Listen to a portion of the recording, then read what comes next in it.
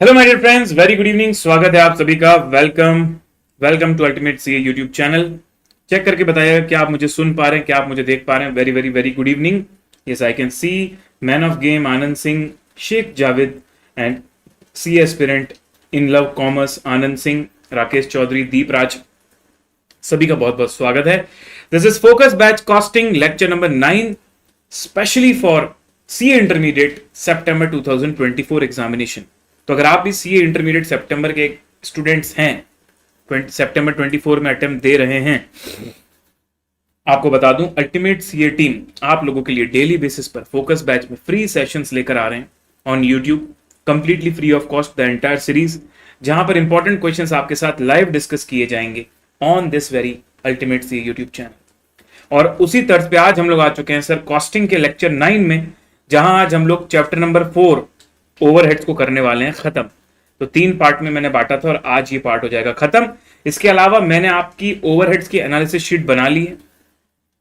Employ cost की analysis sheet मैंने upload करना भूल गया था, लेकिन आज एक साथ दोनों आपको शेयर कर दूंगा। एम्प्लॉय कॉस्ट की एनालिसिस शीट भी रेडी है, ओवरहेड्स की एनालिसिस शीट भी रेडी है, नो प्रॉब्लम। तो ये शेड्यूल हमने डिसाइड किया था और उसके हिसाब से 23 जुलाई तक हमारा मटेरियल एम्प्लॉय ओवरहेड्स हो जाना चाहिए। तो हम बिल्कुल एज पर द प्लान चल रहे हैं, बिल्कुल continuously as per the plan we are going on. How to make the best use of this batch? जब भी आप इसका कोई भी सेशन देखो तो उसके पहले वन शॉट रिवीजन जरूर देख लो। वन शॉट रिवीजन के लिए आप लोग जा सकते हैं इस वीडियो के डिस्क्रिप्शन में, जहां आपको प्लेलिस्ट की एक लिंक मिलेगी। उस प्लेलिस्ट की लिंक में आपको हर चैप्टर का डिटेल्ड वन शॉट रिवीजन दिया हुआ है। जो भी हैंड रिटन पीडीएफ में आप लोगों को दे रहा हूं, ये आपको 2 जगह पर मिलेगी। वैसे तो मैं डेली बेसिस में टेलीग्राम में डाल देता हूं, पर मान लीजिए आपने लेट ज्वाइन किया और एक साथ कहां पर रखा हुआ आपको चाहिए, तो एक गूगल ड्राइव की लिंक मैंने डिस्क्रिप्शन पर डाली है, उसमें एक ट्रैकर मिलेगा आपको, वहां सारी डिटेल्स दी हुई है। डेली बेसिस में जो लिख रहा हूं उसकी पीडीएफ वहीं पर अवेलेबल है। इन सब चीजों के बावजूद अगर आपको लगता है कि आपके कॉन्सेप्ट्स वीक हैं और ना ही आप वन शॉट रिवीजन से, ना ही फोकस बैच से कुछ ज्यादा वैल्यू ऐड कर पा रहे हैं, तो मैं आपको बोलूंगा you should go for the fast track batch, जहां पर आप अपने कॉन्सेप्ट्स को रिबिल्ड कर सकते हो। तो चलिए शुरू करते हैं फोकस बैच। मैं हूं रेडी, उम्मीद करता हूं आप भी हैं रेडी। तो जल्दी से लाइव चैट में दे दीजिए victory sign so that we can start in the count of 10, 9, 8, 7, 6, 5, 4, 3, 2 and 1। तो आरटीपी सितंबर किया था, अच्छे से समझा था सर, कुछ खास स्पेशल पॉइंट नहीं था, बट एक केस सिनेरियो एमसीक्यू था तो कर लिया था। नवंबर 23 में हमने देखा था कि किस तरीके से सर हमको ओवरहेड्स का बेसिस नहीं दिया, तो अपने मन से बेसिस लेना पड़ा था हमको। उसके बाद इस क्वेश्चन में आपने सिर्फ जर्नल एंट्री वाला पार्ट आपके लिए नया था कि जर्नल एंट्री आप कैसे करोगे आपके ओवरहेड्स अब्जॉर्प्शन के चार्जिंग की। उसके बाद हमने ये वाला देखा था कि स्टेप लेटर मेथड तो दिया है, लेकिन रीअपॉर्शनमेंट का सीक्वेंस मिसिंग था। तो हमने अजम्पशन लिया था कि जिस सीक्वेंस में क्वेश्चन में लिखा हुआ है उसी सीक्वेंस में हम लोग ले लेंगे। नवंबर 18 का सवाल हमने देखा था, बिल्कुल हटके था, जिसमें आपके पास फिक्स्ड कॉस्ट भी गिवन थी और वेरिएबल कॉस्ट भी गिवन थी। तो ओवरहेड का जो फिक्स्ड पार्ट है वो आप बजटेड कैपेसिटी के रेशियो में अपॉर्शन करोगे, और जो वेरिएबल पार्ट है वो एक्चुअल कैपेसिटी यूटिलाइजेशन के बेसिस पर अपॉर्शन करोगे। ये नई चीज हमको सीखने मिली थी। उसके बाद हम आरटीपी में गए थे तो अच्छे सवाल हमको मिले थे सर। कल का लेक्चर बड़ा ही उम्दा था। नवंबर 23 के आरटीपी में गए, आपने देखा कि कुछ खास चीजें दी हुई हैं, जैसे कि बोल रहा है कि भाई सेटअप टाइम में भी आपको प्रोडक्टिविटी मानना है। नहीं वो दूसरा क्वेश्चन था, सॉरी। तो यहां पर क्या दिया था? हाँ, वही सारी चीजें थी यहां पर भी। हाँ, तो यहां पर भी मशीन मेंटेनेंस अलग दिया था, सेटअप टाइम, हाँ बराबर है, वही है। सेटिंग अप टाइम को भी प्रोडक्टिव मानना है और मेंटेनेंस टाइम को बस प्रोडक्टिव नहीं मानना, ठीक है। नाउ इलेक्ट्रिसिटी का हमारे पास रेट दिया था 16 यूनिट्स पर आवर जब मशीन चल रही है, लेकिन मेंटेनेंस और सेटअप में कोई मशीन नहीं चल रही है। ये कुछ खास पॉइंट्स थे।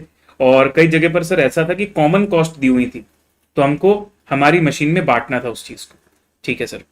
उसके बाद फिर मैंने आपको ये वाला क्वेश्चन कराया था डिपार्टमेंट पी डिपार्टमेंट क्यू वाला, जहां पर मैंने बोला कि एक नया रिक्वायरमेंट था हमारे पास कि क्वेश्चन ने हमको ये नहीं बताया कि हम कितनी यूनिट बेच रहे हैं, कितनी यूनिट बना रहे हैं, पर क्वेश्चन ने ये जरूर बोल दिया कि जितना बजटेड आउटपुट आपने सोचा था उतना अचीव हो गया।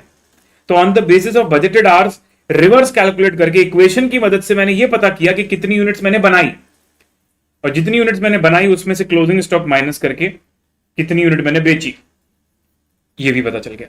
देन यहां पर वो वर्ड यूज कर रहे हैं pre determined pre determined pre determined, लेकिन एक्चुअली आपको भी पता है कि क्वेश्चन का सेंस ये है कि वो प्री डिटरमाइंड नहीं बोलना चाहता, वो कंपैरिजन करना चाहता है ब्लैंकेट रेट में और डिपार्टमेंट वाइज रेट में। प्री डिटरमाइंड तो दोनों ही है भाई। बात यह कि अगर पूरी फैक्ट्री की एक रेट होती है तो उसको ब्लैंकेट बोलते हैं, और अगर फैक्ट्री में डिपार्टमेंट वाइज अलग अलग रेट होती है तो उसको क्या बोलते हैं, department wise rate.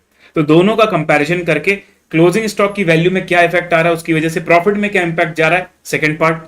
Third part है हमारा सेलिंग प्राइस का कैलकुलेशन। तो अगर हम ब्लैंकेट रेट यूज करते हैं तो सेलिंग प्राइस क्या है, अगर हम डिपार्टमेंट रेट यूज करते हैं तो सेलिंग प्राइस क्या है, और दोनों के सेलिंग प्राइस में क्या वेरिएशन। ठीक है सर। नाउ May 21 में हम लोग आए आरटीपी में, ये पिछले क्वेश्चन का जस्ट अपोजिट था। यहां बोल रहा है कि सेटअप आवर्स को आपको प्रोडक्टिव आवर्स में नहीं लेना, during the setup hours no production is done, लेकिन बोल रहा है कि सेटअप के टाइम में बिजली लगेगी। पिछले क्वेश्चन में जस्ट उल्टा था कि सेटअप को प्रोडक्टिव में लेना है और बिजली नहीं लगेगी। तो सर हमें इसका कोई रूल नहीं बनाना है, हमें हमेशा ये बात को ध्यान रखना है कि सर जो क्वेश्चन बोलेगा कि क्या कंसिडर करना है क्या नहीं करना, अकॉर्डिंगली हम चलेंगे। All right sir. फिर इस क्वेश्चन से मुझे आप लोगों को आज करवाना था, तो we have 2 questions to do today, और जो 2 क्वेश्चंस हमें आज करने हैं वो दोनों तगड़े हैं भाई, दोनों में आपको नई चीजें सीखने को मिलेंगी। So we are going to do 2 questions. One is RTP November 2020 which I am starting.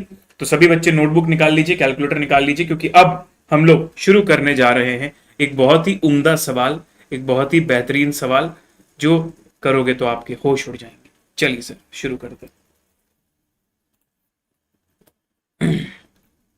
RTP नवंबर 2020।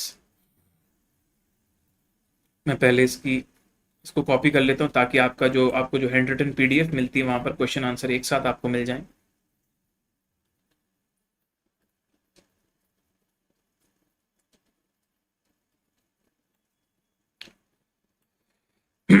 तुम साथ हो या ना ना ना ना ना ना, माही वे। ठीक है सर, इतना हमको क्वेश्चन में दिया। ठीक है चलो let's read it. Here we are. Lag आ रहा है बहुत ज्यादा। Oh sorry sorry sorry. अभी चेक करो भाई, is it better now, is it controlled? नहीं तो फिर मैं नेट चेंज करता हूँ, कोई दिक्कत नहीं, वी कैन चेंज इट। रुक जाओ, चेंज कर ही ले रहा हूँ, जस्ट अ सेकेंड, चेंज कर ही लेता हूँ।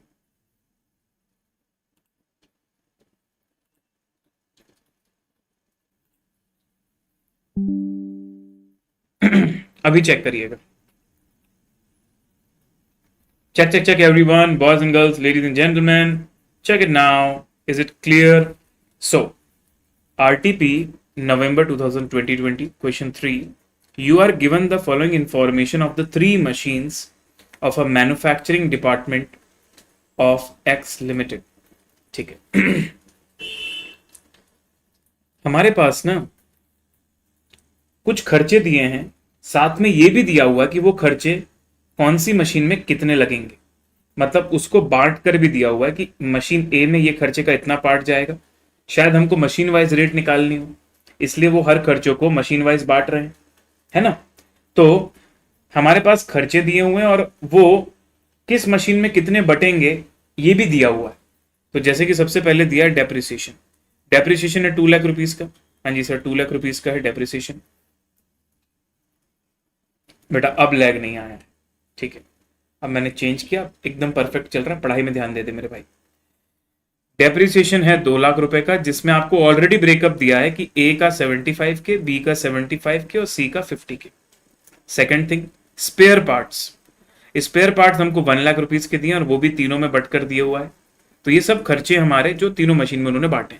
सर लेकिन आप देखोगे पावर का अपॉर्शन नहीं किया, तो जिस चीज को अपॉर्शन नहीं किया उसको हम अपॉर्शन करेंगे।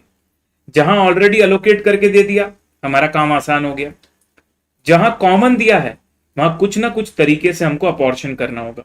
हाँ सर, ये तो हमने ओवरहेड में सीखा हुआ है। उसके बाद कंज्यूमेबल स्टोर दिया हुआ है हमारे पास 30,000, 25।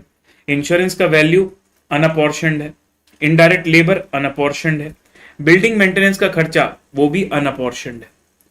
Annual interest on capital, sir interest on assets, आप कोई एसेट्स खरीद रहे हो या जो भी है, कैपिटल आपने ली उस पर इंटरेस्ट दे रहे हो, ये सब कॉस्ट शीट में नहीं आता, ये सब ओवरहेड्स की कॉस्ट में नहीं आएगा। Now monthly charge of rent and rates, ये रेंट एंड रेट्स हमको 20,000 दिया है, लेकिन मजे की बात बाकी सब चीजें पर एनम दी हुई हैं, पर ये ना मंथली दिया हुआ है। तो पहले तो हम इसको एनुअल में कन्वर्ट करेंगे और एनुअल में कन्वर्ट करने के बाद फिर हम उसको मशीन वाइज बांटेंगे। Got it sir. Salary of foreman ये भी पर मंथ दिया है, अटेंडेंट ये भी पर मंथ दिया, इनको एनुअल बना के उसके बाद हम तीनों में बांटेंगे। अब हमको क्या बोल रहा है, कह रहा है फोरमैन एंड अटेंडेंट, जो फोरमैन और अटेंडेंट है वो तीनों मशीन को पूरा ध्यान देते हैं और वो तीनों मशीन में अपना इक्वल समय डिवोट करते हैं। क्या मैं इसका मतलब ये बोल सकता हूं कि फोरमैन की और अटेंडेंट की सैलरी को तीनों मशीन में हम इक्वल बांट देंगे, इक्वल 1/3 फॉर ऑल द 3। ठीक है ना। इसके अलावा हमको कुछ और इंफॉर्मेशन दी है, जैसे कि एस्टिमेटेड डायरेक्ट लेबर आवर्स। तो सर डायरेक्ट लेबर आवर्स के बेसिस पे हमें अपने इनडायरेक्ट लेबर को बांटना चाहिए कि जहां लेबर आवर्स ज्यादा लग रहे हैं वहीं इनडायरेक्ट वेजेस भी ज्यादा हैं। रेशियो ऑफ KW रेटिंग, ना तो उसने क्वेश्चन में मशीन आवर्स दिया, ना तो उसने क्वेश्चन में हॉर्स पावर दिया, कोई नई चीज दे दी, लेकिन देख के मुझे ये जरूर समझ में आ गया कि इसका कनेक्शन पावर के साथ है। क्योंकि जैसे ही मैंने KW देखा ना, KW से मुझे दिमाग में आया किलोवाट और किलोवाट से मुझे लिंक हुआ पावर, तो पावर के लिए रेशियो हो जाएगा 3:2:3। Floor space, sir rent and rates के लिए हम फ्लोर स्पेस ले लेंगे। फिर अब हमको आवर्स का डेटा दिया हुआ है, इसको पढ़ना बहुत प्यारा है सर, बहुत मस्त पॉइंट है। देयर आर 12 हॉलीडेज, साल भर में 12 छुट्टियां हैं संडे को छोड़ के। दोस्तों ध्यान से सुनिएगा, संडे को तो छुट्टी होती है फैक्ट्री की, इसके अलावा 12 छुट्टियां और हैं, पर उन छुट्टियों में से 2 छुट्टियां सैटरडे के दिन पड़ रही हैं। ठीक है, मैन्युफैक्चरिंग डिपार्टमेंट हमारा 8 घंटे एक दिन में काम करता है, बट सैटरडेज के दिन 4 घंटे काम होता है, हाफ डे है। All the machine work at 90% capacity through out the year and 2% is reasonable for the breakdown. तो जितना मैक्सिमम पॉसिबल काम हो सकता है उसका 90% होता है और उसमें भी 2% ब्रेकडाउन का चांसेस और है। तो ये डेटा हम लोग यूज करेंगे to calculate number of hours. अब हमको निकालना है calculate the pre determined machine hour rate for the above machines. इकलौता ऐसा सवाल जिसमें एक साथ 3 मशीन आवर रेट निकालनी, एक मशीन की नहीं, तीनों मशीन की। अच्छा, इसके अलावा उन्होंने ये बोला कि ये फैक्टर्स को जरूर माइंड में रखें। कौन से फैक्टर? जो आपके स्पेयर पार्ट्स के खर्चे दिए हुए हैं ना, 40,000, 40,000, 20,000, बोल रहा है इनके प्राइस बढ़ जाएंगे। कितने बढ़ जाएंगे? 15% से बढ़ जाएंगे। दूसरा, उसने बोला आपका स्पेयर पार्ट का कंजम्पशन भी बढ़ जाएगा, लेकिन तीनों मशीन में नहीं, सिर्फ बी और सी में। कितना? 25%। तो मशीन ए में तुम प्राइस का इफेक्ट दोगे, मशीन बी और सी में तुम प्राइस और क्वांटिटी दोनों का इफेक्ट दोगे। ठीक है, और वेजेस रेट हमारी 20% से जनरल इंक्रीज हो गई, तो डायरेक्ट वेजेस भी और इनडायरेक्ट वेजेस भी 20% से बढ़ जाएंगे। अब डायरेक्ट वेजेस तो ओवरहेड्स के अंदर आता नहीं है, पर हमारे पास इनडायरेक्ट वेजेस दिया हुआ है 2 लाख, इसको हम बढ़ा देंगे 20% से। सर हमारा ये फोरमैन और अटेंडेंट का सैलरी नहीं बढ़ेगा क्या? नहीं, वो सैलरी है, वो वेजेस नहीं है ना, और इन्होंने क्लियरली वेजेस वर्ड लिख दिया है और वहां क्लियरली सैलरी वर्ड दिया है, इसलिए हम लोग उसको नहीं बढ़ाएंगे। ठीक है, तो चलिए मैं आता हूं सबसे पहले इसके एक वर्किंग नोट में, जहां पर हम लोग पहले ना आर्स निकाल देते हैं, ताकि बाद में जब हम कॉस्ट स्टेटमेंट बनाएंगे ना, तो कॉस्ट स्टेटमेंट बनाने के बाद सीधे हम नंबर ऑफ आवर्स को डिवाइड कर देंगे। तो हमारे पास कॉमन दिया, ऐसा तो दिया नहीं कि तीनों मशीन का अलग अलग है, तो कॉमन वर्किंग नोट है, वही तीनों मशीन में एप्लीकेबल होगा। तो working note number 1, calculation of productive machine hours. तो मशीन आवर रेट में हम प्रोडक्टिव मशीन आवर्स लेते हैं, तो कितनी होंगी? ध्यान से देखिए सर। सबसे पहले अगर मैं आपसे बोलूं कि साल भर में अगर हमारे पास 365 डेज हैं, तो उसमें से 12 दिन जो है, मैं पहले फुल डे लेता हूं, फुल डेज। तो 365 में से पहले तो 52 संडे निकाल देता हूं, 52 सैटरडे निकाल देता हूं और 12 छुट्टियां निकाल देता हूं, पर उन 12 छुट्टियों में से 2 को वापस में ऐड कर देता हूं। क्यों सर? जो 12 छुट्टियां हैं ना, उसमें से 2 छुट्टी तो सैटरडे के दिन थी, तो या तो इसको -12 कर दो या तो -10 कर दो। इसको ऐसा भी कर सकते हो तुम कि 12 की जगह मैं 10 छुट्टी ले रहा हूं। क्यों? क्योंकि अगर मैं फुल वर्किंग डे निकालने जाऊं तो मंडे टू फ्राइडे मेरा full working day, Monday to Friday, तो 52 सैटरडे हटा दिए, 52 संडे हटा दिए। जब मैंने 52 सैटरडे हटाए ना, तो उसके साथ 2 हॉलीडे ऑलरेडी माइनस हो चुके हैं। जब 2 हॉलीडे ऑलरेडी माइनस हो चुके, तो अब मैं 10 हॉलीडे माइनस करूंगा, 12 हॉलीडे माइनस नहीं करूंगा। ये आए मेरे फुल डेज। तो फुल डेज के आवर्स कितने हो जाएंगे, आवर्स ऑफ फुल डेज के आवर्स कितने हो जाएंगे, 365 माइनस 52 माइनस 52 माइनस 10। सर 251 हमारे फुल डेज आवर्स होंगे, इनटू हम एक दिन में काम करेंगे 8 आवर्स। तो 251 डेज फुल डेज हैं जिसमें 8 आवर्स काम होता है। तो 251 इंटू 8 मतलब 2008 घंटे तो तुम्हारे यहां हो। ठीक है सर। अब मैं यहां पर काउंट करता हूं hours of half days, hours of half days. तो सर हाफ डे 52 हैं, 52 हाफ डेज हैं, मतलब सैटरडेज हैं, लेकिन उसमें से 2 दिन छुट्टी रहेगी। मतलब एक्चुअली देखा जाए तो साल भर में 50 सैटरडेज काम होगा। सारे सैटरडे काम नहीं होगा, 2 सैटरडे हमारे ऑफ है हॉलीडे की वजह से, और काम होता है 4 घंटे का। तो बताइए इसमें कितने आवर्स ले लूं। इसमें आप ले लीजिए सर 200 आवर्स। जब हम इन दोनों को टोटल करेंगे दोस्त तो ये हो जाएगा 2208 hours, that is total. Am I right guys, 2208 hours हमारा हो गया टोटल आवर्स। अब इसके बाद ध्यान से सुनिएगा मेरी बात, एवरीवन फोकस के साथ। इसमें से आपको क्या बोल रहा है, मशीन का आवर्स जो आपको निकालना है ना, ये तो टोटल वर्किंग आवर्स हो गए, जितने घंटे का लेबर लोगों को पेमेंट मिलता होगा। पर मशीन पूरा नहीं चलेगी ना, तो मशीन में 90% capacity throughout there and 2% is reasonable for break down. तो machine hours at 90% capacity, machine hours at 90% capacity कितना हो जाएगा सर, वो जाएगा 1987.2। और उसके बाद ब्रेक डाउन के आवर्स कितने माइनस कर देते हैं। अब ब्रेक डाउन के लिए ना परसेंटेज हमको नहीं पता है 2% किसका दिया हुआ, तो हम ये मान लेते हैं कि जितने मशीन के आवर्स हैं उसी का 2% होगा। बाकी I don't know very sure, एक बार देख लेंगे इसका सॉल्यूशन। तो 39.744। तो अगर हम इफेक्टिव आवर्स की बात करें सर, तो it could have been 2208 minus 1987.2, sorry 1987.2 minus 39.744, मतलब 1947.456 आवर्स। एक बार देख लेते हैं इसका कैलकुलेशन। अरे परफेक्ट आ गया भाई, 1947.46 ये भी बोल रहे हैं और राउंड अप कर रहे हैं। हाँ ठीक है, वो तो हम भी राउंड अप कर देंगे भाई 1948 आवर्स में, तो राउंड अप कर दिया ठीक है। बट आई होप आप समझ पाए कैलकुलेशन क्या है। मतलब हमने जो 2% सोचा था बराबर सोचा था, जो हमने 2% सोचा था ना कि 2% का हमारा ब्रेक डाउन है, वो किसका 2% ये दिया नहीं था, बट कॉमन सेंस लगाया मैंने कि जितने घंटे मशीन काम होगी उसी का 2% ब्रेक डाउन होगा ना, जो कैपेसिटी आप ऑलरेडी यूटिलाइज ही नहीं कर रहे। 2208 आपकी 100% कैपेसिटी, पर वो वहां तो आप जाने नहीं चाहते, तो जो 90% कैपेसिटी है उसी में से तो 2% तुम्हारा ब्रेक डाउन हो सकता है ना। चलेगी वहीं पर तो खराब होगी, जहां चलेगी नहीं वहां कैसे खराब ना। फिर से मैं बता दूं क्या किया मैंने यहां, तो बहुत अच्छा वर्किंग नोट है, बहुत अच्छा सीखने योग्य है। सारे बच्चे बताना मुझे ये वर्किंग नोट आपको समझ में आया कि नहीं।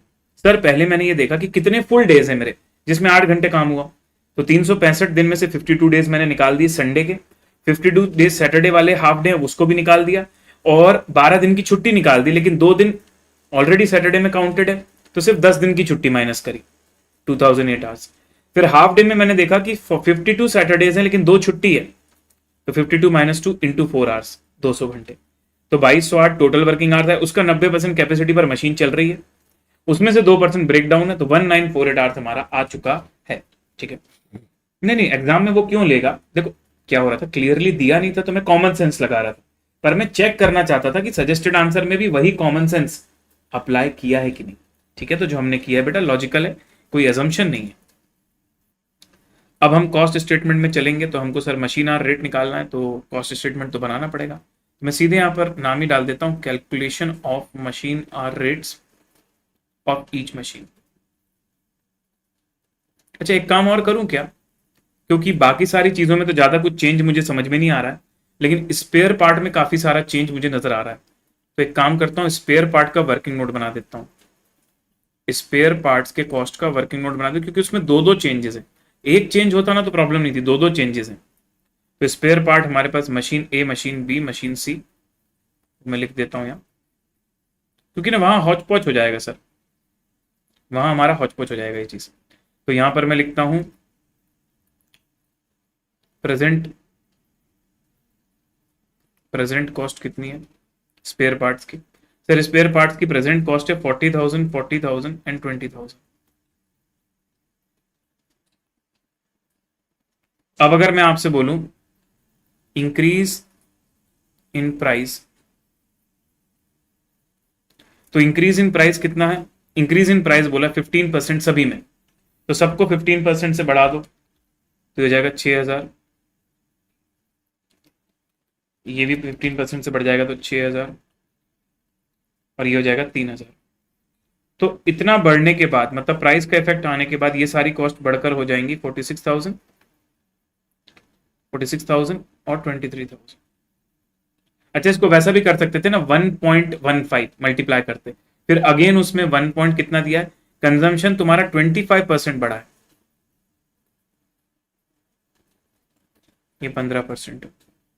फिर इंक्रीज इन कंजम्पशन की अगर मैं बात करूं तो that is 25%, but only for B and C, इसमें ए में मत बढ़ाना, ठीक है, ओनली बी एन सी। तो यहां कुछ भी नहीं आएगा, और बी में आ जाएगा 46,000 का 25%, विच इज 11,500, और 23,000 का 25% मतलब 5,750।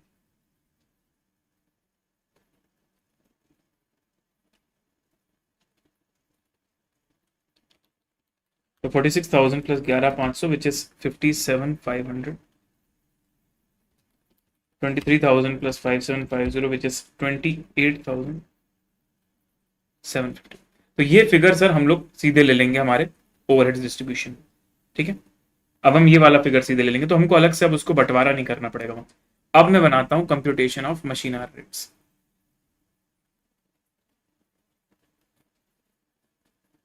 तो तीनों मशीन का मशीन आवर, अभी भी बहुत सारी चीज बची है भाई इसके अंदर, अभी बहुत सारे कॉमन खर्चे हैं जिनको हमको बेसिस भी डिसाइड करना है कि क्या बेसिस रखें। तो एक तो पर्टिकुलर्स रख देता हूं मैं यहाँ पर, और फिर यहाँ लिख देता हूं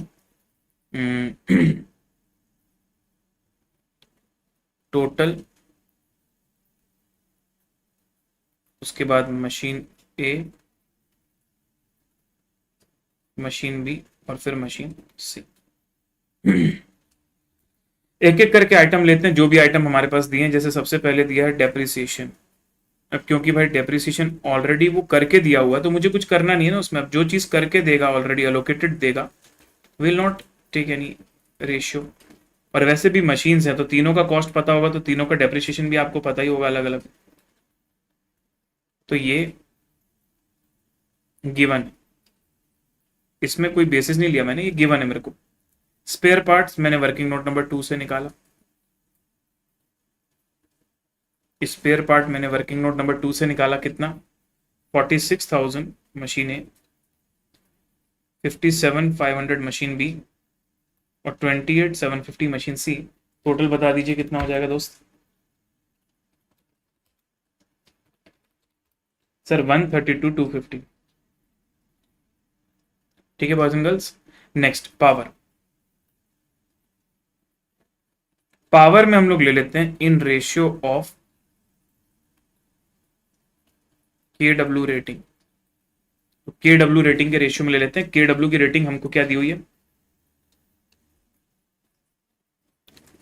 के डब्ल्यू की रेटिंग, के डब्ल्यू की रेटिंग कहां दी हुई है सर, के डब्ल्यू की 3:2:3। चलिए, तो पावर की जो हमारी टोटल कॉस्ट है 4,00,000 रुपीज। अब आपका काम है इस 4,00,000 रुपए को इस रेशियो में बांटना। शुरू हो जाओ दोस्त। यूट्यूब पे मुझे आंसर आने चाहिए सबके। अपॉर्चनमेंट तो आप कर सकते हो ना खुद से, चलो करो।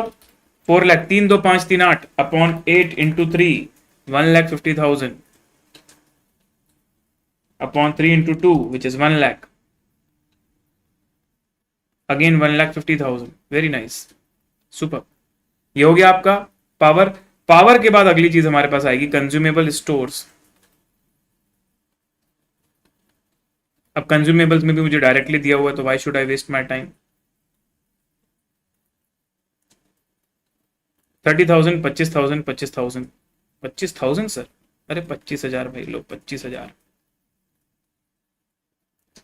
उसके बाद हमारे पास दिया इंश्योरेंस। क्या मुझे कोई गाइड करेगा इंश्योरेंस के बारे में? सर कौन कौन से बेसिस दिए बताओ ना सर। फ्लोर स्पेस दिया है, रेशियो ऑफ KW रेटिंग दिया है।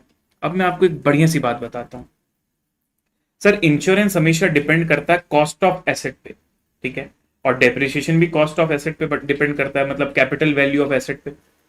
अब मेरे को कैपिटल वैल्यू तो नहीं दिया क्वेश्चन में, लेकिन डेप्रिसिएशन दिया हुआ है, मतलब ऑलरेडी मुझे ये रेशियो तो पता है ना, तो अगर मैं इसको इन द डेप्रिसिएशन रेशियो कर दूं तो भी चलेगा। बिल्कुल सही बात है सर। तो ये अच्छा पॉइंट था कि नहीं इसके अंदर। इंश्योरेंस का आपने बेसिस कहीं बाहर से नहीं लिया, आपने जो डेप्रिसिएशन कॉस्ट अलोकेटेड दी हुई है ना, उसी को इसका रेशियो बना लिया। बढ़िया है सर। तो 75/75/50, ठीक है बेटा जी। है कितना इंश्योरेंस? इंश्योरेंस हमको दिया है 80,000 रुपीज। 75 + 75 + 50, तो 80,000 को मैं 200 से डिवाइड करता हूँ, 75 से मल्टीप्लाई करता हूँ, तो 30,000, 30,000 एंड 20,000। एवरीवन मेरे साथ हो आप? सर आपके साथ साथ सम कर रहे हैं, यहां नहीं कर पाए, कोई बात नहीं, कंप्लीटली ओके भाई, नो प्रॉब्लम। एमोजी कर रहे हो ना साथ में, दैट इज इंपॉर्टेंट। कमेंट कर नहीं पा रहे, that is not important. Indirect labour, अच्छा बेटा, सबसे पहले तो मैं आपको बता दूं कि इनडायरेक्ट लेबर हमारा इंक्रीज हो चुका है, क्योंकि जनरल वेज रेट इंक्रीज हुई थी 20% से, तो इनडायरेक्ट लेबर भी 20% से बढ़ जाएगा। तो 2 लाख इंटू 120%। पहले तो मुझे टोटल फिगर बता दो, फिर देखेंगे किस रेशियो में बांटना। 2,40,000 हो जाएगा।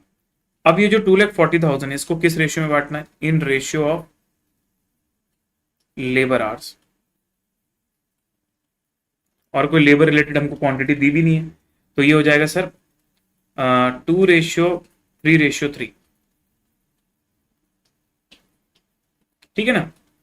50,000 इंटू 2, 50,000 इंटू 3, तो 2:3:3, 2 3 5 3 8।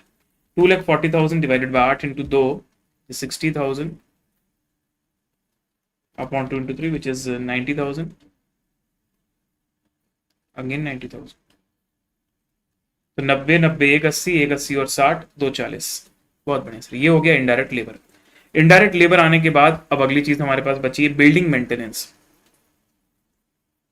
सर देखो, बिल्डिंग मेंटेनेंस का खर्चा ना जितनी बड़ी बिल्डिंग होती है उस पर आता है, तो सबसे बढ़िया तरीका होगा in floor space ratio. Floor space का रेशियो हमारे पास कितना दिया हुआ है? 4:4:2, मतलब 2:2:1 भी कर सकता हूं इसको। इन the ratio of floor space, area के बेसिस में बिल्डिंग मेंटेनेंस के खर्चे को बांट देता हूं। कितना गिवन है? 2 लाख रुपीज। तो 2 लाख डिवाइडेड बाय 5 इंटू 2, ये कमिंग 80,000, 80,000 एंड 40,000। ठीक है, ये हो गया बिल्डिंग मेंटेनेंस। बिल्डिंग मेंटेनेंस के बाद अगली चीज हमारे पास आती है एनुअल इंटरेस्ट। इंटरेस्ट को सर हम लोग इग्नोर करते हैं, वो फैक्ट्री ओवरहेड में नहीं आ सकता। रेंट एंड रेट्स लेके आता हूं मैं, rent and rates.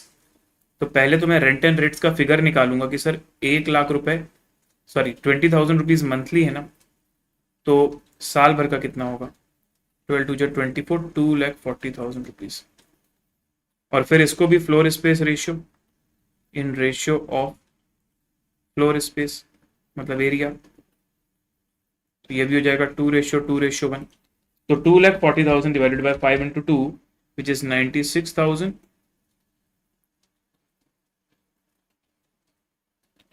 Again 96,000 and 48,000। 96,000, 96,000, 48,000, ये हमारा रेंट एंड रेट सारा। उसके बाद अगली चीज क्या आएगी सर? उसके बाद अगली चीज क्या आएगी sir? Salary of foreman and attendant. तो मैं सीधे ना सैलरीज लिख रहा हूं, अलग अलग नहीं लिख रहा, क्योंकि दोनों इक्वल बांटने हैं ना मुझे। तो 42,000 फोरमैन और अटेंडेंट 12,000, इन दोनों की सैलरी को जोड़ के इंटू 12 कर देता हूं पहले तो मैं। तो ये आ जाएगा 6,48,000। अब जो ये दोनों की सैलरी आई है साल भर की, उसको बराबर बांटना है, equal in all three, equal all machine. ये क्वेश्चन में गिवन है सर। तो अपॉन 3 कर देता हूं मैं, 2,16,000, 2,16,000, 2,16,000। बताइए सर, क्या कुछ और बचता हमारे पास? नहीं sir, we have taken every damn thing now. तो it's time to add all of them. Let's find out the cost for the year, और फिर नंबर ऑफ आवर से डिवाइड करके मशीन आवर रेट निकालते हैं। तो ये लीजिए sir, 75,000 plus 46,000 plus 1,50,000 plus 30,000 plus 30,000 plus 60,000 plus 80,000 plus 96,000 plus 2,16,000। तो क्या लेंदी सवाल है सर। एग्रीड सर, बहुत लेंदी है। मतलब कितने आइटम दिए देखो ना आप, एक तो वर्किंग नोट इतना तगड़ा, उसके बाद इतने सारे आइटम दिए यहाँ पर, तो it is actually lengthy. Paper योगी ये पूरा सवाल नहीं है, लेकिन इसमें से जो चीजें आपने सीखी वो पेपर में कब काम आ जाए किसको पता है। कई बार लोग क्या बोलते हैं, इतना बड़ा सवाल नहीं आएगा। अरे भाई, बात ये है ही नहीं कितना बड़ा सवाल आएगा कि नहीं, बात यह है कि इसके अंदर जो आपने सीखा उसमें से क्या आ सकता है किसी भी सवाल के अंदर। ये कोई आईसीआई का एग्जाम है भाई, कोई 8वीं क्लास का पेपर थोड़ी है कि बुक में से ही सारे क्वेश्चन आते हैं, जो बड़े लग रहे हैं वो नहीं आते। ऐसा नहीं होता भाई, कहीं से कोई भी कॉन्सेप्ट पूछ लेते हैं, कोई भी नया क्वेश्चन बन जाता है हर बार, बार बार हर बार, और बनता भी रहेगा। 667750 गलत निकाला क्या मैंने? 667750।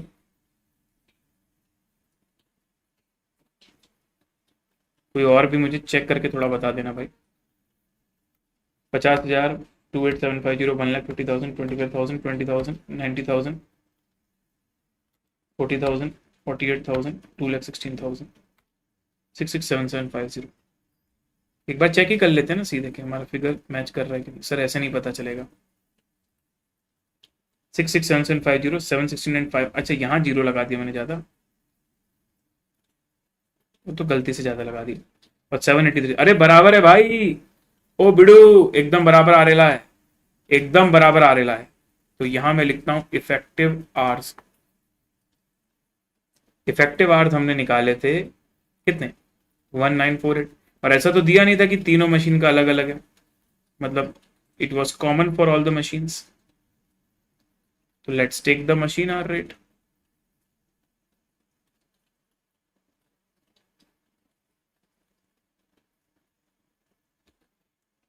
$783,000 divided by 1948, the answer is 401.95. 769,500 divided by 1948 divided by 395.02. 667750 divided by 1948 gives you 342.7. नहीं, बस मेरे भाई बिल्कुल मैच कर रहा है। कैसा लगा सवाल सबको? संतोष ओपी हुआ? काफी चीजें सीखने को मिली इस सवाल में। एक तो इसका मशीन आवर कैलकुलेशन, वो जो सैटरडे संडे वाली चीज थी जिसमें हॉलीडे था सैटरडे के दिन, वो बहुत बढ़िया चीज थी। स्पेयर पार्ट्स का कैलकुलेशन ठीक है, कुछ टफ नहीं था, बट या सेपरेट करना जरूरी था। और फिर हमने जो बेसिस लिए, जैसे डेप्रिसिएशन तो गिवन था, स्पेयर पार्ट निकाल दिया था, पावर में KW रेटिंग लिया, इंश्योरेंस के लिए रेशियो ऑफ डेप्रिसिएशन ले लिया, इनडायरेक्ट लेबर को in the ratio of labour hours ले लिया, बिल्डिंग मेंटेनेंस को in floor space, rent and rates को फ्लोर स्पेस, सैलरी तो तीनों में इक्वल दी हुई थी, तो कोई दिक्कत नहीं। चलिए, now the last question, the last RTP November 2018। Again एक हटके सवाल, एक बढ़िया सवाल, एक नए पॉइंट को लाया हुआ सवाल। शुरू करते हैं। Here we go. मैं सबसे पहले तो इसको नोटबुक में लेके आ जाता हूं सर।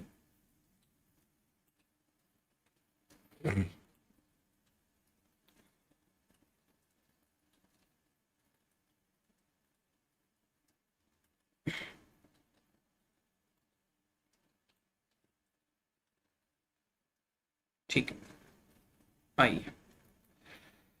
तो क्वेश्चन बोल रहा है, श्री अजीत लिमिटेड, कंपनी का नाम है Shri Ajit limited, having 15 different types of automatic machine, जिनके पास 15 अलग अलग तरीके की ऑटोमेटिक मशीन हैं, जिसके बारे में 2018-19 का इंफॉर्मेशन आपको दिया हुआ। ओवरहेड एक्सपेंसेस, फैक्ट्री रेंट है 1,80,000 और फ्लोर का पूरा एरिया है 1 लाख स्क्वायर फीट का। ठीक है भाई, हीट एंड गैस का खर्चा है 60,000, सुपरविजन का खर्चा है 1,50,000। Wages of the operator are 200 rupees per day of 8 hours। Operator attends to one machine when it is under setup and two machines while they are under operation. जब machine में setup चल रहा होता है ना, तब एक बंदे को डेडिकेटेडली एक मशीन पर समय देना पड़ता है, और जब मशीनें चालू हो जाती है ना, तो वो सेम टाइम पर दो दो मशीनें चला सकता है। भाई होगा कुछ नेचर ऑफ प्रोसेस ऐसा कुछ, या टेक्नोलॉजी ऐसी कुछ, कि जब वो सेट करता है ना मशीन, तब उसको पूरा टाइम देना पड़ता है सेटअप में, तो उस समय वो दोनों में शेयर नहीं कर पाएगा अपना टाइम। लेकिन जब जब तुम्हारी मशीन जब तुम्हारी मशीन चलने लगी, when it is in operation, तो वो सेम बंदा दोनों चीजें मैनेज कर पाएगा। ठीक है sir. Now in respect of machine B, one of the above machine, जो 15 मशीन दी हुई है उसमें से एक मशीन बी, उसके बारे में कुछ फॉलोइंग पर्टिकुलर्स दिया हुआ है। Sir, cost of the machine is given as 1,80,000, life of the machine is given as 10 years, scrap value is given as 10,000, we will find out depreciation, annual expenses on special equipment attached to the machine are estimated as 12,000 रुपए, estimated operation time of the machine is 3600 hours और setup time है 400 घंटे।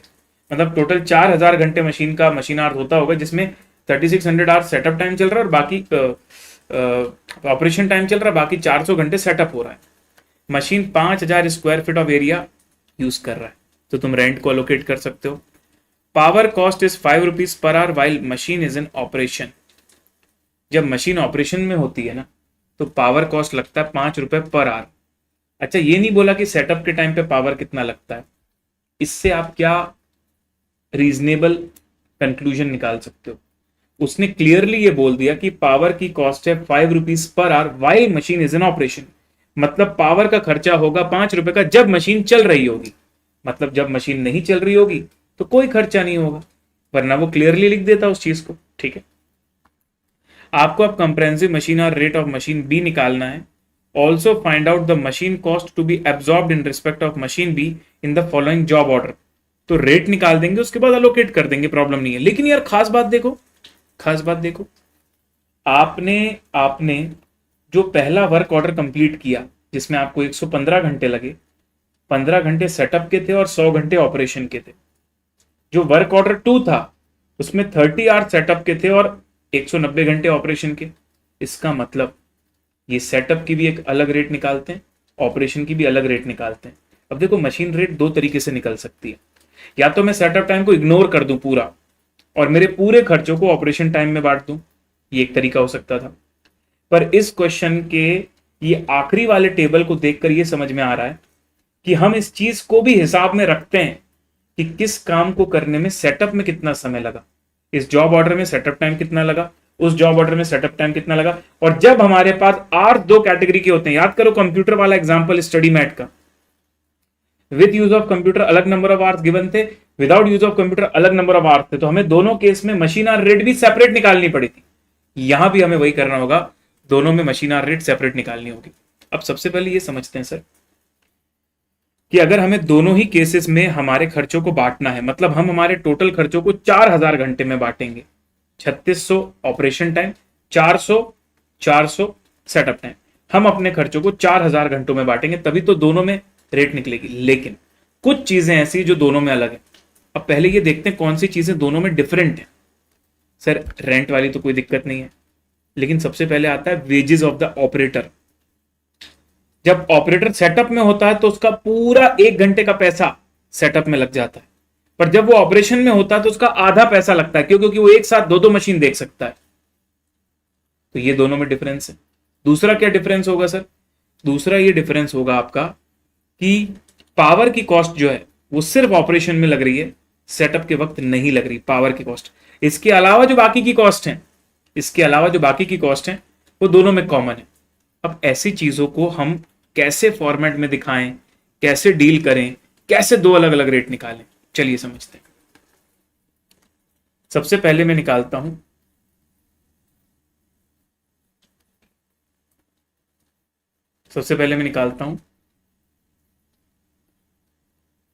Rate per hour for expenses common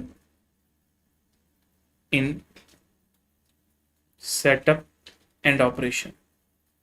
ऐसे खर्चे जो setup और operation दोनों में सेम है, पहले उसकी कॉस्ट निकालता हूं। ठीक है सर, बताइए। तो सबसे पहले मैं निकाल देता हूं फैक्ट्री का रेंट।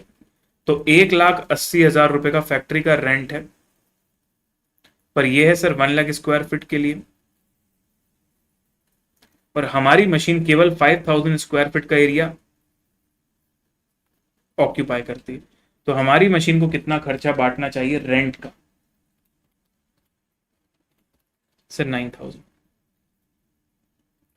दूसरी चीज हमको दी हुई है sir heat and gas supervision. इसके बारे में तो कुछ दिया नहीं, हीट एंड गैस सुपरविजन। तो सर जब किसी चीज के बारे में कुछ नहीं दिया ना, तो फिर क्या करें? हीट एंड गैस के बारे में कुछ नहीं दिया, सुपरविजन के बारे में कुछ नहीं दिया, तब फिर इक्वल क्यों? क्योंकि 15 मशीन दी हुई है, तो इन 15 में से एक मशीन है मशीन बी, और ये जो खर्चे हैं आपके, चाहे वो रेंट का खर्चा हो, चाहे हीट एंड गैस का हो, चाहे सुपरविजन का हो, ये सब में कॉमन है। तो जब कहीं बेसिस नहीं दिया मेरे पास, तो जैसे हीट एंड गैस का खर्चा है, ये पूरा खर्चा है कितने का? 60,000 का। मैं इसको 15 की 15 मशीन में बांट देता हूं। Let's distribute in all the 15 machines. तो मशीन बी में कितना आएगा? 4,000 rupees. In the similar manner supervision भी एक ऐसा खर्चा है सर जो कॉमन है और जिसके बारे में कुछ दिया नहीं कि इसको कैसे बांटना है। तो मान के कि ये इक्वल है सभी मशीन्स में। फिर आता है sir specific to machine B depreciation. ये तो स्पेशली मशीन बी का ही दिया, तो इसमें कोई दिक्कत नहीं है। 1,80,000 माइनस स्क्रैप वैल्यू 10,000, और डिवीजन करना है किसका? लाइफ से। 17,000 is the depreciation. Annual expensive special equipment का खर्चा सर, वो सिर्फ इस मशीन का है ना सर? आपको कैसे पता है इस मशीन का? देखो ना यहां लिखा है। अब हम आपको मशीन बी के रिस्पेक्ट में डेटा बता रहे हैं स्पेसिफिक। तो 12,000 ये हो गया। एस्टिमेटेड ऑपरेशन टाइम, ठीक है, ये तो आर्ट्स का डेटा है। पावर कॉस्ट ये भी अलग अलग है दोनों में, तो इतना कॉमन कॉस्ट आएगा, इतना कॉमन कॉस्ट आएगा जो दोनों में लगेगा। ऑपरेशन के वक्त भी बांटना है, सेटअप के वक्त भी बांटना है। 52,000। अब मैं ना रेट निकाल देता हूं। So number of hours total setup plus operation,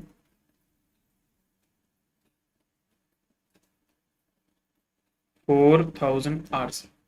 तो इस 4,000 आवर्स को डिवाइड कर दूंगा तो रेट पर आवर आ जाएगा हमारा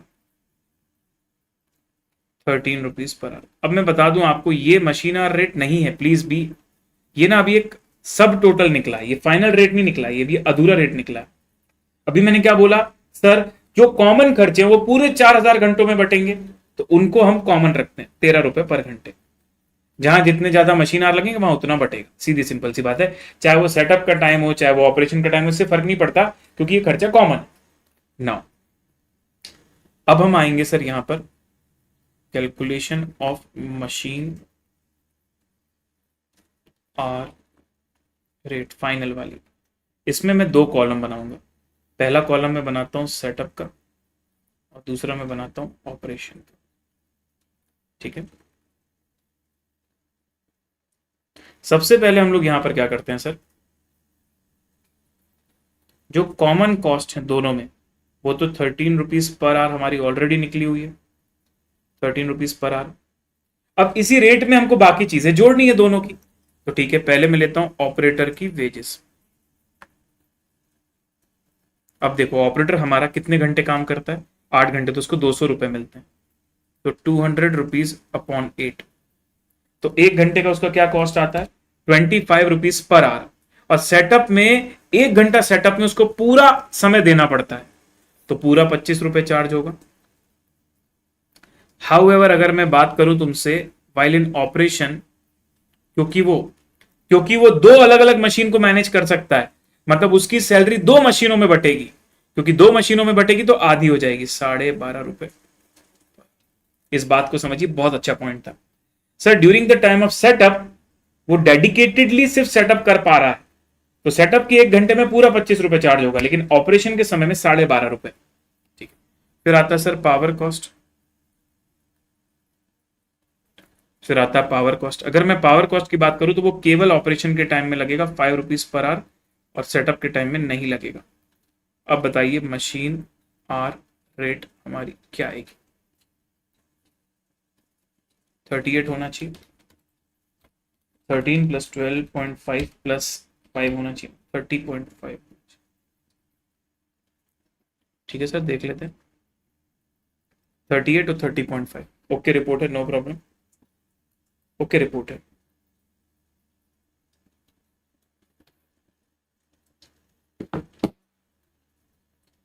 सुनिएगा ध्यान से,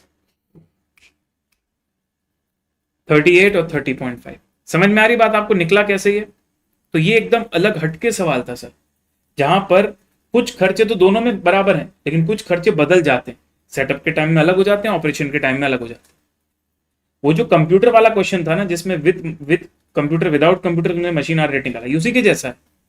वहां पर भी कंप्यूटर चार्जेस एक ऐसी चीज थी जो दोनों में अलग थी, बाकी चीजें कॉमन थी। तो ये प्रेजेंटेशन थोड़ा बदल गया, उस वाले से अलग प्रेजेंटेशन थोड़ा था, पर ये ज्यादा बेटर प्रेजेंटेशन कि पहले आप कॉमन रेट निकाल दो, उसके बाद जो स्पेसिफिक खर्चा है उसका वो अलग से ऐड कर दो, लाइक दिस। ठीक है, तो थोड़ा अलग रहा ये, बट ठीक है, it's a new knowledge that we have got.